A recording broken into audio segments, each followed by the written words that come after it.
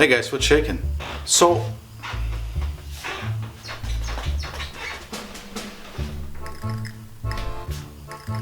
that's not as good.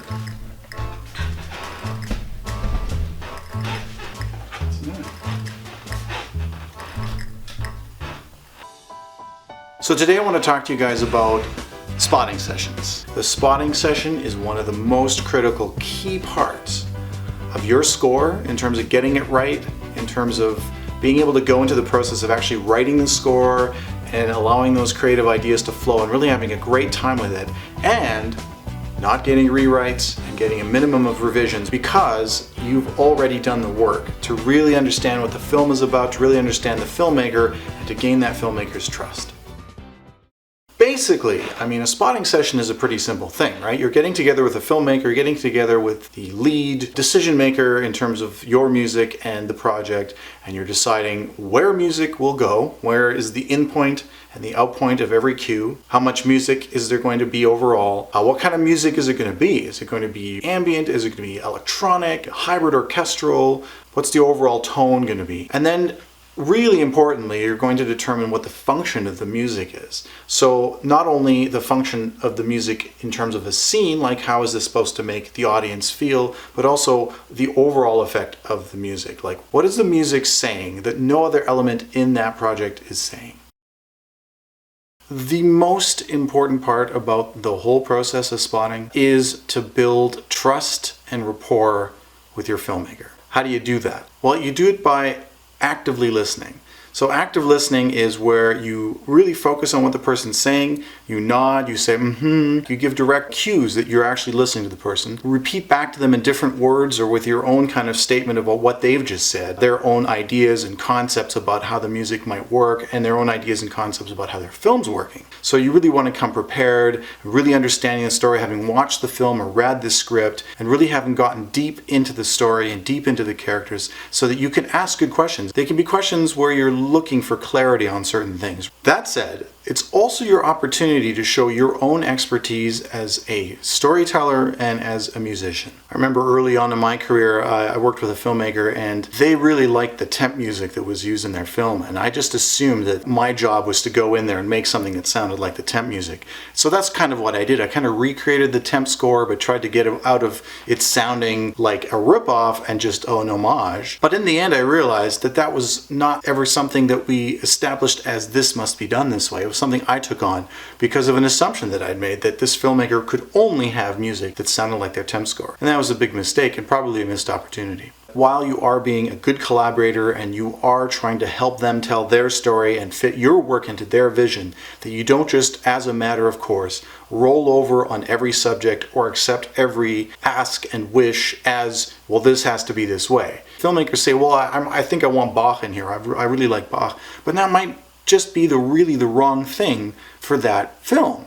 But what there is inside there is some clue to what will actually work and what might be a great idea and what ultimately the filmmaker really wants. They might think they want Bach, but they don't understand what it is about the Bach that they think works. Maybe it's because they've written this movie that has an internal structure or a theme that is really about the beauty of design, and that's why that music appeals to them. It's not necessarily that Bach works great in the film, but it's because Bach contains those ideas, that kind of clarity and structure, and that's what they're looking for. But the music, you could say, well, what is it about this that works, and then create something completely different, but yet containing those ideas.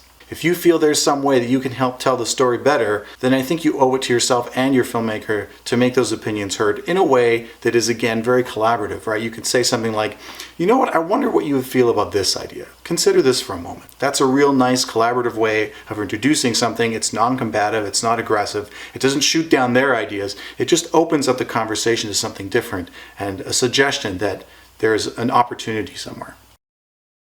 So before you get together for the spotting session, you really want to make sure that you've done your research. Obviously, any materials that have to do with the film, including the film itself, if it's only a rough cut or an assembly, the script, storyboards, character art, or anything, you want to make sure you've really taken this in. Really make sure you understand where the filmmaker is coming from. What are their likes? What are their dislikes? What is their background? What have they done before? What are they really into, right? They may really be into Stanley Kubrick. And if you know that, and if you've done your research and you've seen the films they've done before, and you know what this story is about, and you know a little bit of your film history, you might realize they're making a direct reference to The Shining in this scene. And it might not be that obvious, but if you can pull out that kind of knowledge and that depth of understanding, passion and research that you've done to go really deep before you even had a conversation with the filmmaker, that's going to go so far to helping you establish real trust and a real connection with that person. In today's digital age, I think it's so important to actually have spotting sessions in person. You might do everything else in the film, and your whole score and delivery and feedback and notes and everything might be done digitally and across the internet, but I really recommend that this be the one time where you make sure that you get together with your filmmaker and really sit down with them in a room, because so much of that communication is going to be about body language, just the vibe. Like, do you get along as people? Do you get along as creative people and have certain interests and certain, views on the world? That's going to just build that rapport and build that trust. And that's going to go so far when you're then sitting on the computer and firing off a quick email saying, here's the next revision to this cue. Here's what you asked for. I tried to hit it this and this and this point. If you just did that digitally from day one and all they know is some flat two-dimensional kind of character who they have certain ideas about because all you've done ever is email, they're not going to be as generous and as open and as willing to accept different ideas, or even really just see the value of what you're doing as much as if you've really spent time together. Try to have at least one meal together, because we are still at heart people of the plains. We're still tribal, really, and eating a meal together is one of the most powerful ways that you can connect with a person. In terms of how you're talking about what music, where, why, I find the most helpful thing to do in terms of really getting the point across is to speak purely in emotions, in the language of storytelling, in the language of characters and themes and motivation. New directors that I haven't worked with before, I tell them to treat me like an actor. Tell me what my motivation is. Where was the music before it came into the scene? What is the music's objective? What does the music want to accomplish by the end of this scene? Is it going with or against what's happening? Is it taking a certain perspective, or is it omniscient? All these kinds of questions are really going to help you drill down to a very specific idea about what music can do in a certain scene without ever getting into the very tricky and dangerous area where you start talking about musical terms, because we are not really musicians in this context. We are storytellers and filmmakers, and what we need to do more than anything is make sure that we're on the same page in terms of emotion. I often say that when you look at a scene, you can put just about any kind of music, anything that is even close to appropriate will fit and will hit the notes correctly in at least 3 places. It will change the context, and it will change how you feel about what's happening on screen. It may not be what you're looking for, but that's why talking in emotion is so important. It's not really about the music, because so much could work. There are so many different opportunities and so many different ways of approaching it. But if you come from the perspective of knowing exactly what the emotion is, exactly what the music is supposed to accomplish in that scene, then you're going to just hit that goal of satisfying your filmmaker and really doing something that works to the picture and creates a whole new meaning much quicker and with many less revisions than if you were to just stab at it blindly or go down the tricky road of talking in musical terms. Another way to really get to the heart of the matter and to really understand one another and make sure you're on the same page is to use lots of references. So a temp track is a good start, and I'd like to encourage all the filmmakers out there and anyone who's making projects and using temp music, please, by all means, use temp music to see where your picture's at and to get a sense of context on what might work. Use it to cut if you have to, but please, when you're done with it, shut it off so that you don't get attached to it. I recently worked with a filmmaker, and we had a lot of problems with what they call tempitis. He was very attached to the music that was temped into his film. At one point he actually said to me, look, I know this piece is wrong. I don't even like the music, but I'm so used to hearing it that I can't see the film without that piece in it. That's a little warning against temp music.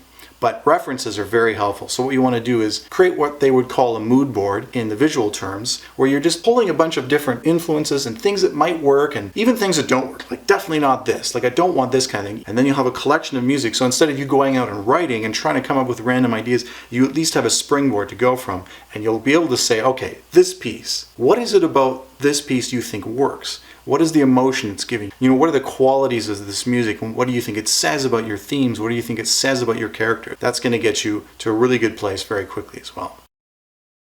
when you're free-flowing ideas and you're watching a film, so you're kind of doing a lot of things at the same time. Spotting session is actually quite challenging mentally because you're trying to take the picture in, you're trying to listen to your filmmaker's notes and what they're sort of giving you as you're going along. You're trying to maintain your own sort of rhythm and your own ideas and when a good place for those might be and how to sort of have a conversation while the film is going on, stop, start, paying attention to the right things. It can get confusing really quickly. And then in addition to which, if you're taking notes, it gets even trickier. If you can get somebody else, if you have an assistant or someone that can take notes for you, knows how to do that in a way that will really be useful for you, that's the ultimate.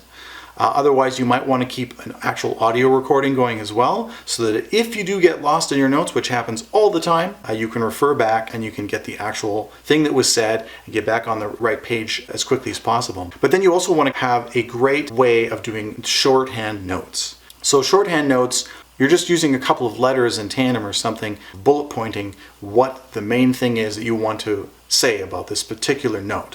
So things like CU for close-up, CT for cut, hit for when you want to hit something, push for when a camera does a push. You know, sometimes you want to have music that figures into a camera push or something like that. So you also want to know technical filming terms, right? So that when someone talks about a Dutch tilt, you know what they're talking about. That was one I learned pretty recently. Things like ramp, that's a good one for the music. So you could say something like ramp to cut. Also, sometimes instead of a ramp, I'll actually put the hairpin so that I know that the music is getting dynamically larger as it goes across. It's a very fast way of writing that as opposed to music will get dynamically more intense. The problem with writing really fast is that chicken scratch, oftentimes you'll go back to it. What did I mean by you just got your PhD in medicine or something. A couple of little tricks that I've found very helpful. Write down the names of the characters on the top of the page of the spotting notes. You can always refer back to it because if you don't remember that the main character's name is Sarah and you call her Susan, that's not going to look very good. You also want to have a column, so if I have my notes on one side, then I have a little column on the other side where I can put little color-coded themes. So if I think, oh, this is great, I have an idea that this is like Sarah's theme, so you can write, you know, S in red with a circle around it, and every time that comes up, you'll have that reference. You can flip through your notes really quickly and make connections between different scenes, right? This is one of the critical parts of how music can help tell the story is how are you connecting two things together that might be disparate? If you want someone to remember that something that happened in Act 1 is now capitulating in Act 3, and you need the audience to understand these two things are connected. Music is the perfect way to do that in a very seamless way. So if you have your color coding already started and you've got those things tied together, you can have a real quick way of looking through and going, oh, I see how this is how these things are going to get connected. All right, so you've had a wonderful time sitting with your filmmaker, your director, talking about the film, getting into concepts and characters and themes and ideas. You've had your dinner and you've had a few drinks and a great time. And now your job is to take all your notes and to compile them into a very robust spotting sheet. One of the things that the spotting sheet will have, obviously, is the number of the cue, the name of the cue, a little description of what's going on in the scene, a description for what all the notes are, and then I will start to checkerboard out all of my musical themes that are relevant to any scene. This means you can just flip it up and open up a document where you can see exactly the entirety of the whole film and how the themes flow through that film from beginning to end. That means you can open up your writing rig and refer to this sheet and go, okay, 1M19, Sarah returns. And you're going to know that in this scene, Sarah returns home to find that her husband is left and the kids are nowhere to be found. And you know that the themes, because you've already worked this out in advance, are going to be Sarah's theme, a tragedy theme, and a danger theme, right? So you already know, oh, I'm going to have to modulate between Sarah's theme into the tragedy theme and then somehow get into the danger theme at the end. That kind of work, that mental stuff that you've already done because you've had the conversation with the director and you know what they want, you know what your themes are going to be, you have a structure for how you're going to move through that scene. Now you can just go and rip roaring through that writing process. That's where the flow happens. When you organize yourself in that way, you're dividing the conceptual framework with the I'm just going to get down in the keyboard and loop something out. If you have that framework done in advance, you're going to open up that creative flow and to be able to get into those flow states so much easier because you've done all the heavy lifting already. You don't have to sit there and go, oh, how do I approach this scene? What's the answer? You've done the work. All you have to do is write it. Another cool idea would be to also have some sort of system for marking down where you are dynamically at any point in the film, right? So if you have a single theme, how do you know How intense? How busy? What part of the development of that cue are you in at this point? That's something you want to know right off the bat as well, right? We're coming into this part, you've had all these iterations of this theme, and now we're finally coming to this big climactic moment, and this is the one where we're going to just blow the doors off of it and have everybody play together and just really give you that big climactic epic moment of cinema. If you don't have this in your mind, you could get sort of a third of the way through and feel like this is such a big moment because you're watching something. It's very intense, but we're still only in Act 1 or maybe in the beginning of Act 2, and we can't have the music be that intense yet. If you have a framework worked out already where you've conceptually gone through it and marked out, okay, we're going to be at a 3 here, and this is something actors do, by the way. They go through the entire project this way where they know, am I at a 3 or am I at a 9? And I think for music, that can be a very handy tool as well. So as you're going through your 2, where are you? Are you at a 3? Or are you at a 9? All right, that's spotting sessions in a nutshell. I hope this has been super helpful and interesting and hopefully inspiring too. I hope you've seen the value of doing the organizational work and doing that kind of like heavy lifting and making a connection, making a real deep connection with your filmmaker. And I hope it makes you excited to get into it the next time, because for me, it's one of my favorite parts of the filmmaking process, because ultimately it's so collaborative. It's really about sharing ideas and about getting really excited about themes, characters, concepts, and everything else, and just getting deep into that story so that you know you'll both be extraordinarily happy with the collaboration in the end. All right, if you like this video, please give me a thumbs up. If you haven't already subscribed, please do so, and we'll see you guys in the next one.